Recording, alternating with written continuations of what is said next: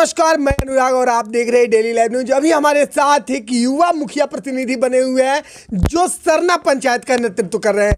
तो अनामिका कुमारी मुखिया जी के पति सह प्रतिनिधि है और ये सरना पंचायत का नेतृत्व करते हैं। आइए मिलते हैं इनसे और जानते हैं इनके विकास कार्यों के बारे में और स्वच्छ भारत मिशन के अंतर्गत आने वाले योजनाओं के बारे में कि कौन कौन सी योजना को स्वच्छ भारत मिशन के अंतर्गत इन्होंने धरातल पर उतारा है और उतारने का प्रयास भी किया है।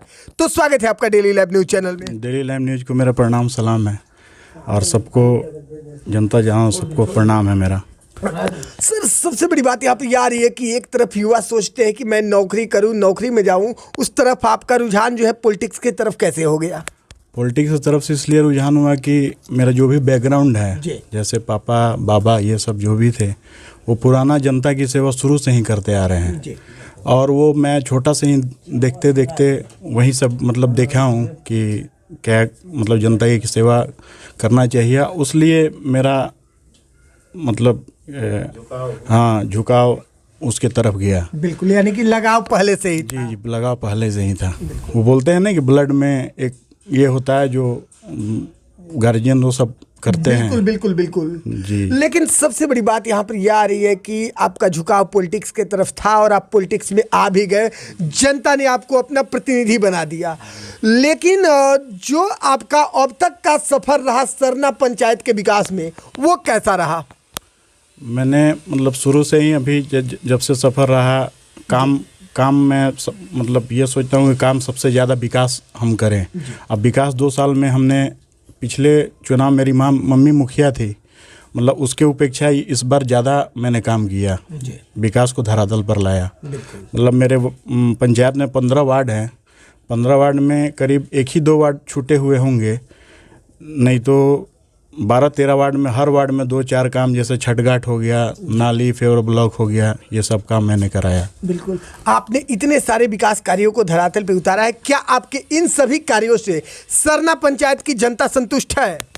जी, जनता को तो पूरा जनता को संतुष्ट करना ये बहुत बड़ा बात है, लेकिन देखा जाए तो बहुत ज़्यादा संतुष्ट है। अभी जनता लोग बोलते हैं, बात जैसे सुनने में आता है कि काम बहुत ज़्यादा हुआ है। जी, यानी कि जनता आपके कार्यों की सराहना करती है और जनता ये कहती है कि आपका कार्य बहुत ज़्यादा हुआ है।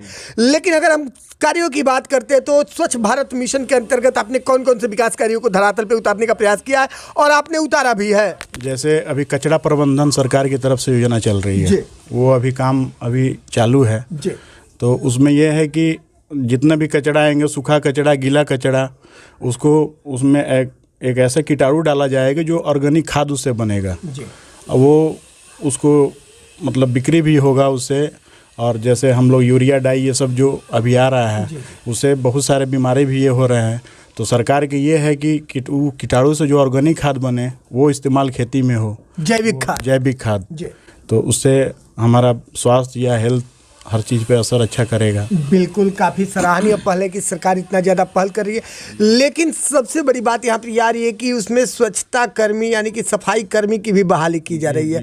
तो वो किस माध्यम से हो रहा है? नियोजन हो रहा है या फिर नियुक्ति हो रहा है? नियोजन हो रहा है, परमानेंट के लिए हो रहा है उसको। और ठेला जैसे उनका महीना का ये है, ठेला जो चलाने वाले हैं वो 3000 रुपये महीना है, पर्यवेक्षक है उनका 5000 रुपये महीना है।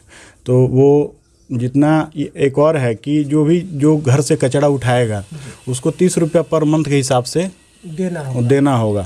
और वहीं पैसा को वो जो कर्मी लोग हैं उनमें वो महीने के रूप में बांटा जाएगा। बिल्कुल, आप एक युवा है और युवा सोच और युवा जोश के साथ आप चुनाव में आए हुए हैं और जनता का नेतृत्व भी कर रहे हैं। आपको क्या लगता है कि 30 रुपए प्रति माह के हिसाब से प्रत्येक घर से वसूली करने से स्वच्छता कर्मियों का पेमेंट संभव है? जी, जैसे 2-4 पंचायत है, एक बखरी पंचायत है और मतलब और 2-3 पंचायत है, वहाँ से ऐसे ही करके दिया जा रहा है पैसा। अच्छा, मतलब कि उससे पेमेंट हो पा रहा है। तो डेली लाइव न्यूज के माध्यम से आपको आपके पंचायत सरना की जनता भी देख रही है और पूरे बिहार प्रदेश की भी जनता देख रही है। आप अपने नेतृत्व को लेकर और स्वच्छ भारत मिशन को लेकर जनता से क्या कहना चाहेंगे? जनता से यही कहना चाहेंगे कि अब उनको क्या कहना, उनके सामने कुछ बोलना, ये वो सब समझते हैं कि कौन क्या करेगा, कौन क्या करता है। और उसके बारे में बताने की जनता को जरूरत है, जनता सब जानती है। बोलेंगे कि 600 कॉलोनियाँ आई थी जिसमें से 300 कॉलोनियाँ हमारे द्वारा बांटी गई और 300 कॉलोनी है, वो जैसे सरकार फंड भेजेगी अपना, उन लोग को जो भी बचा हुआ उन लोग को और मिलेगा कॉलोनी, 300 कॉलोनी। बिल्कुल।